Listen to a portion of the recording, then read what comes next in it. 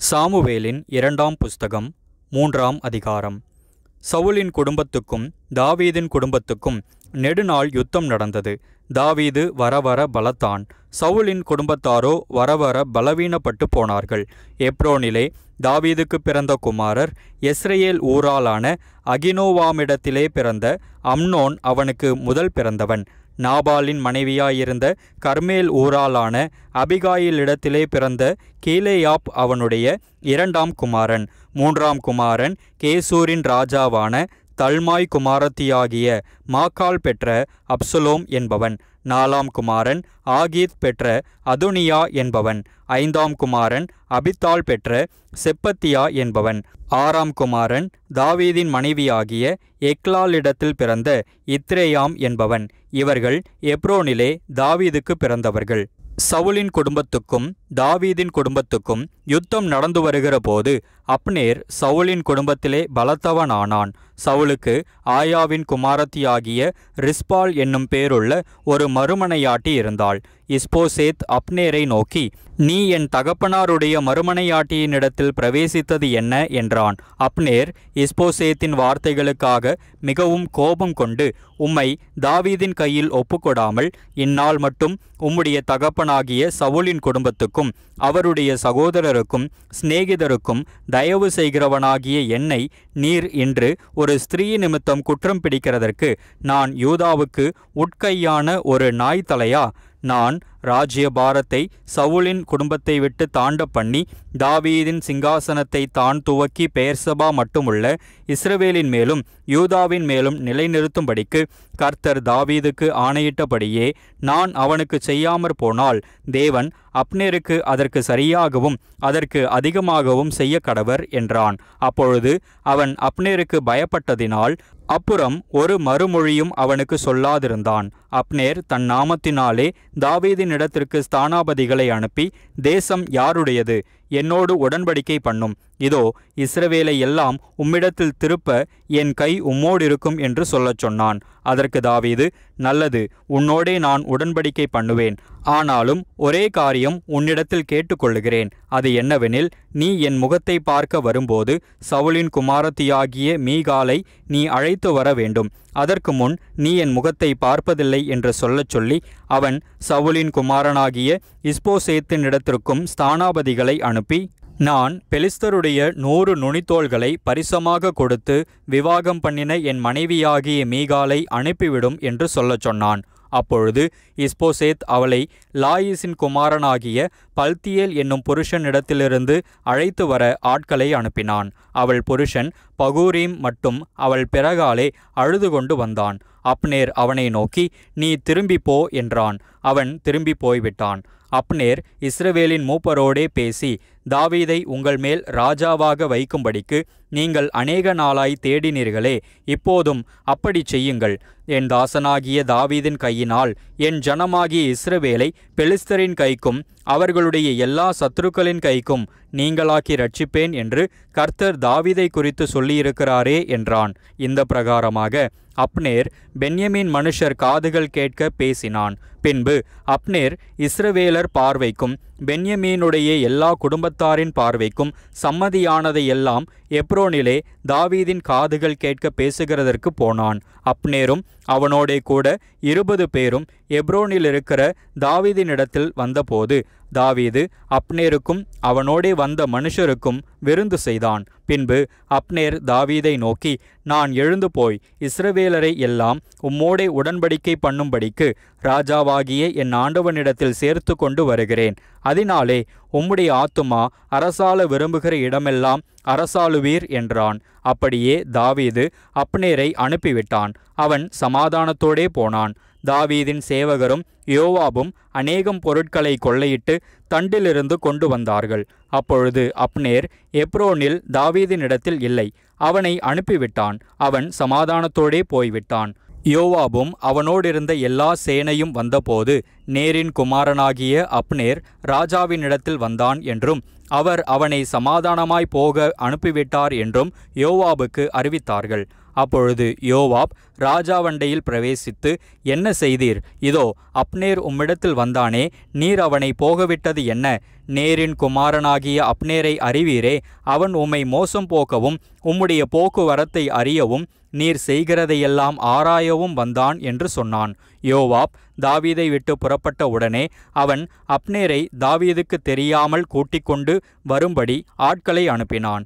அவர்கள் சீரா என்னும் துறவு மட்டும் போய் அவனை அழைத்து கொண்டு வந்தார்கள். அப்னேர் எப்ரோனுக்கு திரும்பி வருகிறபோது யோவாப் அவனோடே இரகசியமாய் பேசப்போகிறவன் போல அவனை ஒளிமுக வாசலின் நடுவே ஒரு பக்கமாய் அழைத்து போய் தன் தம்பி ஆசகேலுடைய இரத்தப்பழியை வாங்க அங்கே அவனை வயிற்றிலே குத்தி கொன்று போட்டான். தாவீது அதை கேட்டபோது, நேரின் குமாரனாகிய அப்னேரின் இரத்தத்திற்காக என் மேலும் என் ராஜ்யத்தின் மேலும் கர்த்தருக்கு முன்பாக என்றைக்கும் பழி இல்லை. அது யோவாபுடைய தலையின் மேலும் அவன் தகப்பன் குடும்பத்தின் மேலும் சுமந்திருப்பதாக. யோவாபின் வீட்டாரிலே பிரமியக்காரனும் குஷ்டரோகியும் கோல் ஊன்றி நடக்கிறவனும் பட்டயத்தால் விழுகிறவனும் அப்பம் குறைச்சல் உள்ளவனும் ஒரு காலும் ஒழிந்து போவதில்லை என்றான். அப்னேர் கிபியோனில் நடந்த யுத்தத்திலே தங்கள் தம்பியாகிய ஆசகேலை கொன்றது நிமித்தம் யோவாபும் அவன் சகோதரனாகிய அபிசாயும் அவனை சங்காரம் பண்ணினார்கள். தாவீது யோவாபையும் அவனோடிருந்த சகல ஜனங்களையும் பார்த்து, நீங்கள் உங்கள் வஸ்திரங்களை கிழித்து கொண்டு ரட்டுடுத்தி அப்னேருக்கு முன்னாக நடந்து துக்கம் கொண்டாடுங்கள் என்று சொல்லி தாவீது ராஜா தானும் பாடைக்கு பின் சென்றான். அவர்கள் அப்னேரை எப்ரோனிலே அடக்கம் பண்ணுகையில் ராஜா அப்னேரின் கல்லறை அண்டையிலே சத்தமிட்டு அழுதான். சகல ஜனங்களும் அழுதார்கள். ராஜா அப்னேருக்காக புலம்பி, மதிகெட்டவன் சாகிறது போல அப்னேர் செத்து போனானோ, உன் கைகள் கட்டப்படவும் இல்லை, உன் கால்களில் விலங்கு போடப்படவும் இல்லை, துஷ்டர் கையில் மடிகிறது போல மடிந்தாயே என்றான். அப்பொழுது ஜனங்கள் எல்லாரும் பின்னும் அதிகமாய் அவனுக்காக அழுதார்கள். பொழுது இன்னும் இருக்கையில் ஜனங்கள் எல்லாரும் வந்து அப்பம் புசியும் என்று தாவீதுக்கு சொன்னபோது தாவீது, சூரியன் அஸ்தமிக்கிறதற்கு முன்னே நான் அப்பத்தையாகிலும் வேறெதையாகிலும் ருசி பார்த்தால் தேவன் எனக்கு அதற்கு சரியாகவும் அதற்கு அதிகமாகவும் செய்ய கடவர் என்று ஆணையிட்டு சொன்னான். ஜனங்கள் எல்லாரும் அதை கவனித்தார்கள். அது அவர்கள் பார்வைக்கு நன்றாயிருந்தது. அப்படியே ராஜா செய்ததெல்லாம் சகல ஜனங்களுக்கும் நலமாய் தோன்றினது.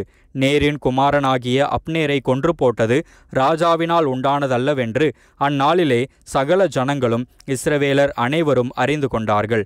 ராஜா தன் ஊழியக்காரரை நோக்கி, இன்றைய தினம் இஸ்ரவேலில் பிரபுவும் பெரிய மனுஷனுமாகிய ஒருவன் விழுந்தான் என்று அறியீர்களா? நான் ராஜாவாக அபிஷேகம் பண்ணப்பட்டவனாயிருந்த போதிலும் நான் இன்னும் பலவீனன். செருயாவின் குமாரராகிய இந்த மனுஷர் என் பலத்துக்கு மிஞ்சினவர்களாயிருக்கிறார்கள். அந்த பொல்லாப்பை செய்தவனுக்கு கர்த்தர் அவன் பொல்லாப்புக்கு தக்கதாய் சரி கட்டுவாராக என்றான். சாமுவேலின் 2ஆம் புஸ்தகம் 4ஆம் அதிகாரம். அப்னேர் எப்ரோனிலே செத்துப்போனதை சவுலின் குமாரன் கேட்டபோது அவன் கைகள் திடனற்று போயிற்று. இஸ்ரவேலர் எல்லாரும் கலங்கினார்கள். சவுலின் குமாரனுக்கு படைத்தலைவரான 2 பேர் இருந்தார்கள். ஒருவனுக்கு பேர் பானா, மற்றவனுக்கு பேர் ரேகாப். அவர்கள் பென்யமீன் புத்திரரில் பேரோத்தியனாகிய ரிம்மோனின் குமாரர்கள். பேரோத்தும் பென்யமீனுக்கு அடுத்ததாய் எண்ணப்பட்டது. பேரோத்தியர் கித்தாயீமுக்கு ஓடிப்போய் இந்நாள் வரைக்கும் அங்கே சஞ்சரிக்கிறார்கள். சவுலின் குமாரன் யோனத்தானுக்கு 2 காலும் முடமான ஒரு குமாரன் இருந்தான். சவுலும் யோனத்தானும் மடிந்த செய்தி இஸ்ரவேலிலிருந்து வருகிறபோது அவன் 5 வயதுள்ளவனாயிருந்தான். அப்பொழுது அவனுடைய தாதி அவனை எடுத்துக்கொண்டு ஓடிப்போனாள். அவள் ஓடிப்போகிற அவசரத்தில் அவன் விழுந்து முடவனானான். அவனுக்கு மேவிபோசேத் என்று பேர். பேரோத்தியனான அந்த ரிம்மோனின் குமாரராகிய ரேகாபும் பானாவும் போய் இஸ்போசேத் மத்தியானத்திலே வெயில் நேரத்தில் படுக்கையின் மேல் சயனித்திருக்கும்போது அவன் வீட்டிற்குள் பிரவேசித்து கோதுமை வாங்க வருகிறவர்கள் போல நடு வீடு மட்டும் வந்து அவனை வயிற்றிலே குத்தி போட்டார்கள். பின்பு ரேகாபும் அவன் சகோதரன் பானாவும் தப்பி ஓடி போனார்கள். அவன் தன் பள்ளி அறையிலே தன் கட்டிலின் மேல் படுத்திருக்கும்போது இவர்கள் உள்ளே போய் அவனை குத்தி கொன்று போட்டு அவன் தலையை வெட்டி போட்டார்கள். பின்பு அவன் தலையை எடுத்துக்கொண்டு முழுதும் அந்தரவெளி வழியாய் நடந்து எப்ரோனில் இருக்கிற தாவீதினிடத்தில் இஸ்போசேத்தின் தலையை கொண்டு வந்து ராஜாவை நோக்கி, இதோ உம்முடைய பிராணனை வாங்க தேடின உம்முடைய சத்ருவாயிருந்த சவுலின் குமாரனாகிய இஸ்போசேத்தின் தலை இன்றைய தினம் கர்த்தர் ராஜாவாகிய எங்கள் ஆண்டவனுக்காக சவுலின் கையிலும் அவன் குடும்பத்தாரின் கையிலும் பழி வாங்கினார் என்றார்கள். ஆனாலும் தாவீது பேரோத்தியனான ரிம்மோனின் குமாரராகிய ரேகாபுக்கும் அவன் சகோதரன் பானாவுக்கும் பிரதியுத்தரமாக, என் ஆத்துமாவை எல்லா இக்கட்டுக்கும் நீங்களாக்கி மீட்ட கர்த்தருடைய ஜீவனை கொண்டு நான் சொல்லுகிறதை கேளுங்கள். இதோ ஒருவன் எனக்கு நற்செய்தி கொண்டு வருகிறவன் என்று எண்ணி சவுல் செத்துப்போனான் என்று எனக்கு அறிவித்து தனக்கு வெகுமானம் கிடைக்கும் என்று நினைத்தபோது அவனை நான் பிடித்து சிக்லாகிலே கொன்று போட்டேனே. தமது வீட்டிற்குள் தமது படுக்கையின் மேல் படுத்திருந்த நீதிமானை கொலை செய்த பொல்லாத மனுஷருக்கு எவ்வளவு அதிகமாய் ஆக்கினை செய்ய வேண்டும்? இப்போதும் நான் அவருடைய இரத்தப்பழியை உங்கள் கைகளில் வாங்கி உங்களை பூமியிலிருந்து அழித்து போடாதிருப்பேனோ என்று சொல்லி அவர்களை கொன்று போடவும் அவர்கள் கைகளையும் கால்களையும் தரித்து எப்ரோனில் இருக்கிற குளத்தண்டையிலே தூக்கி போடவும் தன் சேவகருக்கு கட்டளையிட்டான். இஸ்போசேத்தின் தலையை எடுத்து எப்ரோனில் இருக்கிற அப்னேரின் கல்லறையிலே அடக்கம் பண்ணினார்கள். சாமுவேலின் 2ஆம் புஸ்தகம் 5ஆம் அதிகாரம். அக்காலத்தில் இஸ்ரவேலின் கோத்திரங்கள் எல்லாம் எப்ரோனில் இருக்கிற தாவீதினிடத்தில் வந்து, இதோ நாங்கள் உம்முடைய எலும்பும் உம்முடைய மாம்சமுமானவர்கள். சவுல் எங்கள் மேல் ராஜாவாயிருக்கும் போதே இஸ்ரவேலை நடத்தி கொண்டு போனவரும் நடத்தி கொண்டு வந்தவரும் நீரே. கர்த்தர் என் ஜனமாகிய இஸ்ரவேலை நீ மேய்த்து நீ இஸ்ரவேலின் மேல் தலைவனாயிருப்பாய் என்று உம்மிடத்தில் சொன்னாரே என்றார்கள். இஸ்ரவேலின் மூப்பர் எல்லாரும் எப்ரோனிலே ராஜாவினிடத்தில் வந்தார்கள். தாவீது ராஜா எப்ரோனிலே கர்த்தருக்கு முன்பாக அவர்களோடே உடன்படிக்கை பண்ணின பின்பு அவர்கள் தாவீதை இஸ்ரவேலின் மேல் ராஜாவாக அபிஷேகம் பண்ணினார்கள். தாவீது ராஜாவாகும்போது 30 வயதாயிருந்தான். அவன் 40 வருஷம் ராஜ்யபாரம் பண்ணினான். அவன் எப்ரோனிலே யூதாவின் மேல் 7 வருஷமும் 6 மாதமும் எருசலேமிலே சமஸ்த இஸ்ரவேலின் மேலும் யூதாவின் மேலும் 33 வருஷமும் ராஜ்யபாரம் பண்ணினான். தேசத்திலே குடியிருக்கிற எபூசியர் மேல் யுத்தம் பண்ண ராஜாவானவன் தன் மனுஷரோடே கூட எருசலேமுக்கு போனான். அவர்கள் இதிலே பிரவேசிக்க தாவீதினால் கூடாது என்று எண்ணி தாவீதை நோக்கி, நீ இதற்குள் பிரவேசிப்பதில்லை, குருடரும் சப்பானிகளும் உன்னை தடுப்பார்கள் என்று சொன்னார்கள். ஆனாலும் தாவீது சீயோன் கோட்டையை பிடித்தான். அது தாவீதின் நகரமாயிற்று. எவன் சாலகத்தின் வழியாய் ஏறி எபூசியரையும் தாவீதின் ஆத்துமா பகைக்கிற சப்பானிகளையும் குருடரையும் முறிய அடிக்கிறானோ அவன் தலைவனாயிருப்பான் என்று தாவீது அன்றைய தினம் சொல்லியிருந்தான். அதனால் குருடனும் சப்பானியும் வீட்டிலே வரலாகாது என்று சொல்லுகிறதுண்டு. அந்த கோட்டையிலே தாவீது வாசம் பண்ணி அதற்கு தாவீதின் நகரம் என்று பெயரிட்டு மில்லோ என்னும் ஸ்தலம் துவக்கி உட்புறம் மட்டும் சுற்றிலும் இருக்கிற மதிலை கட்டினான். தாவீது நாளுக்கு நாள் விருத்தியடைந்தான். சேனைகளின் தேவனாகிய கர்த்தர் அவனோடே கூட இருந்தார். தீருவின் ராஜாவாகிய ஈராம் தாவீதினிடத்தில் ஸ்தானாபதிகளையும் கேதுரு மரங்களையும் தச்சரையும் கல் தச்சரையும் அனுப்பினான். அவர்கள் தாவீதுக்கு ஒரு வீட்டை கட்டினார்கள். கர்த்தர் தன்னை இஸ்ரவேலின் மேல் ராஜாவாக திடப்படுத்தி தம்முடைய ஜனமாகிய இஸ்ரவேலி நிமித்தம் தன்னுடைய ராஜ்யத்தை உயர்த்தினார் என்று தாவீது கண்டறிந்த போது அவன் எப்ரோனிலிருந்து வந்த பின்பு எருசலேமில் இன்னும் அதிகமான மறுமனையாட்டிகளையும் ஸ்திரீகளையும் கொண்டான். இன்னும் அதிக குமாரரும் குமாரத்திகளும் தாவீதுக்கு பிறந்தார்கள். எருசலேமில் அவனுக்கு Shammua, Shobab, Nathan, Solomon, Ibhar, Elishua, Nepheg, Japhia, Elishama, Eliada, Eliphelet என்னும் பேர்களையுடைய குமாரர் பிறந்தார்கள். தாவீதை இஸ்ரவேலின் மேல் ராஜாவாக அபிஷேகம் பண்ணினார்கள் என்று பெலிஸ்தர் கேள்விப்பட்டபோது அவர்கள் எல்லாரும் தாவீதை தேடும்படி வந்தார்கள்.